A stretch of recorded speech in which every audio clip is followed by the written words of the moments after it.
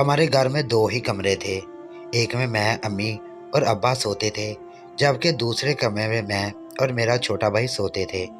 गर्मी की वजह से अम्मी अब्बा अपने कमरे में सोए हुए थे और उनके साथ हमारी छोटी बहन ज़ैनब भी सोती थी, जबकि मैं और शब्बी एक ही बिस्तर पर सोया करते थे। दोपहर का वक्त था।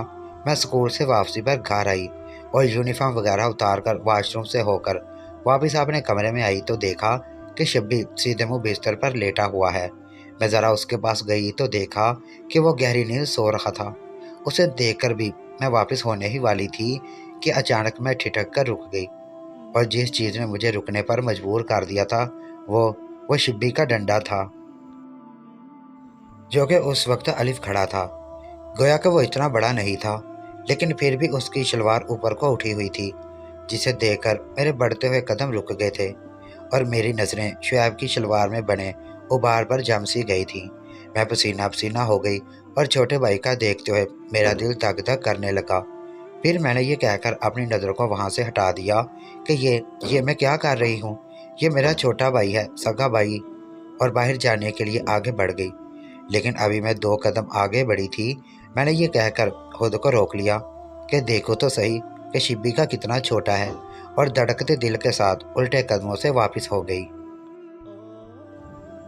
और एक बार फिर शिब्बी के खड़े हुए डंडे को देखने लगी। अचानक मेरे जहन में ख्याल आया कि कहीं अम्मी या ज़ैनब ना उठ जाएं।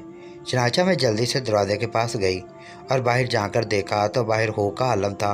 यह देखकर मैं वापस हुई और शिब्बी की तरफ बढ़ने लगी। उस वक्त मेरे दिल में तरह तरह के ख्याल आ रहे थे, लेकिन मैं खुद को मुख्तलिफ दलीलें देती शिब्बी की चारपाई की तरफ बढ़ने लगी। उसका भी तक वैसे ही खड़ा था। पता नहीं क्यों उस वक्त मैं बड़ी एहतियात के साथ बड़े फूंक फूंक कर कदम रख रही थी और बड़े ही एहतियात से चलते हुए जैसे ही मैं शब्बी की चारपाई के करीब पहुंची, बहुत एहतियात के साथ, लेकिन फिर पता नहीं क्या हुआ, या फिर शायद उसकी छठी हिस्से ने कुछ काम किया था, क्योंकि जो ही मैं उसकी चारपाई के करीब पहुंची तो अचानक ही शिब्बी हड़बड़ाकर उठ खड़ा हुआ और इधर उधर देखने लगा। फिर जैसे ही उसकी नज़र मुझ पर पड़ी तो वह एकदम खौफजदा सा हो गया और मेरी तरफ देखकर बोला, क्या हुआ बाजी? तो मैंने हस्बे मामूल उसे थोड़ी सख्ती से कहा, क्या होना है?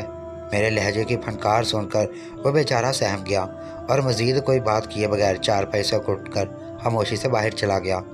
उसे बाहर जाते देखकर मैं काफ़ी मायूस हुई और अपना सर पकड़कर चारपाई पर बैठ गई, जो कि उस वक्त मेरे जज्बात अरूज पर थे।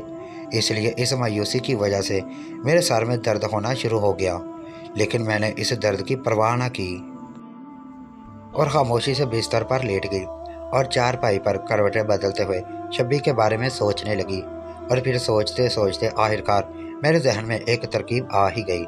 उस तरकीब का जहन में आना था कि मैं चारपाई से उठ बैठी और इस तरकीब को फुल प्रूफ बनाने के लिए मैं उसके बाकी जजियात पर गौर करने लगी।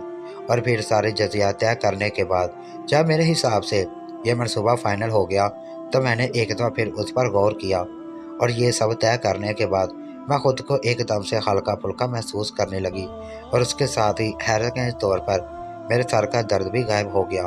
चनाचा मैं चारपाई से उठी और कमरे से बाहर आ गई। अब मुझे बड़ी शिद्दत से रात होने का इंतज़ार था। हर चंद के वो गर्मियों के दिन थे, और जैसा कि आप लोग जानते हैं कि गर्मियों के दिनों में गांव और कस्बों के लोग खुले सहन या छत पर सोना पसंद करते हैं। लेकिन जो कि इन दिनों हमारे इलाके में अचानक ही चोरी और डकैती की वारदातों में एकदम से बहुत इजाफा हो गया था, और ये गिरोह चोरी और डकैती के साथ साथ मुज़ाहमत पर अक्सर घर वालों को कत्ल भी कर दिया करते थे। इसलिए इलाका भर में उनकी बड़ी दहशत फैल गई थी। चनाचा इसी डर की वजह से उन्हीं दिनों हम लोग बाहर सहन या छत पर नहीं बल्कि कमरों के अंदर कुंडियां वगैरह लगाकर सोया करते थे। हाँ, तो मैं कह रही थी कि शाम को खाना खाने के बाद हस्बे मामूल मैं अपने कमरे की तरफ जाने लगी तो पीछे से अम्मा ने रोज़ की तरह एक बार फिर सख्ती से ताकीद की कि सोते वक्त दरवाजे को कुंडी लगाकर सोना।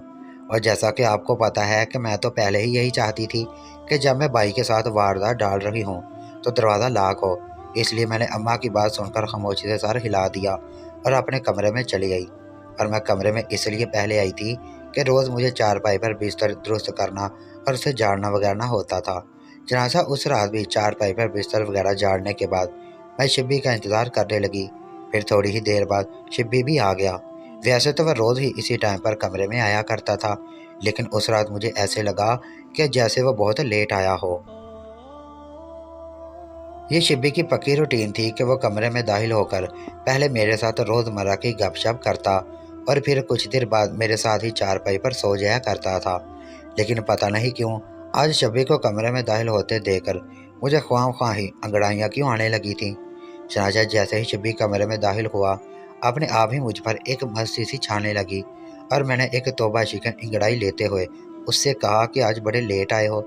मेरी बात सुनकर वह बेचारा खासा हैरान हुआ और उसी हैरानी में मेरी तरफ देखते हुए बोला, मैं तो कोई लेट नहीं आया बाजी, बल्कि मैं तो अपने टाइम पर आया हूँ। और फिर मेरी हाल से बेखबर उसने अपने जूते उतारे और बिस्तर पर आकर लेट गया और फिर कुछ देर इधर उधर की बातों के बाद वो नींद की आगोश में चला गया। उधर मैं उसके पास लेटी उसकी गहरी नींद होने के इंतजार में चारपाई पर करवटें बदलती रही। इसी दौरान आधी रात हो गई और जब मुझे इस बात का पक्का यकीन हो गया कि शब्बी गहरी नींद में चला गया है, तो मैंने उसे चेक करने की खातिर उसे हल्की सी आवाज़ में शब्बी कहकर पुकारा, लेकिन दूसरी तरफ से कोई जवाब ना आया। उसके बाद मैंने थोड़ी तेज़ और गुस्से भरी आवाज़ में कहा, शब्बी क्या तुम जाग रहे हो? लेकिन इस बार भी वो दूसरी तरफ से कोई जवाब ना आया। तब मैं इधर उधर देखते हुए बड़ी आहिस्ता से चारपाई पर उठी और उसकी तरफ देखने लगी। वो चांदनी रात थी और चांद की चांदनी हमारे रोशनदान और खिड़की से छन छन कर कमरे में आ रही थी, जिससे हमारा तारीख कमरा थोड़ा सा रोशन हो गया था। इतना रोशन कि इस मलगच्चे से अंधेरे में मुझे शब्बी की धुंधली सी सूरज नजर आ रही थी। अब मैंने चारपाई पर बैठकर उसकी आंखों के सामने अपना एक हाथ लहराया और उसके साथ ही उसके मुंह पर हल्की सी चपत मारकर बोली, शिब्बी, वो शिब्बी के बच्चे। लेकिन वहां से कोई जवाब ना पाकर मैं थोड़ा मुतमिन हो गई और फिर उधर से इत्मीनान हासिल होने के बाद मैंने एक दफ़ा फिर इधर उधर देखा। हर तरफ एक गहरी खामोशी छाई थी और फिर इसी खामोशी और खालीपन देखकर मैंने शिब्बी की तरफ देखा और आने वाले लम्हात का तस्वर करते हुए मेरा दिल धड़कने लगा और मैं इसी धड़कते दिल के साथ चारपाई के शिब्बी के साथ जुड़कर लेट गई और उसके रद्द अमल का इंतज़ार करने लगी। जब वहाँ से कोई रद्द अमल ना आया तो मैं थोड़ा और आगे बढ़ी और उसकी टांगों में अपनी टांगें फंसा लीं। दोस्तों, भाई बहन की ये आज पहली किस्त थी और दूसरी किस्त देखने के लिए हमारे इस चैनल को ज़रूर सब्सक्राइब करें, जो कल इसी टाइम इसी चैनल पर अपलोड कर दी जाएगी। और जिन दोस्तों तक इस चैनल का नोटिफिकेशन नहीं आ रहा, उन दोस्तों से गुजारिश है कि वो हमारे लिंक पर क्लिक करके चैनल को सब्सक्राइब करें और बेल आइकन को भी प्रेस कर दें। Thank you.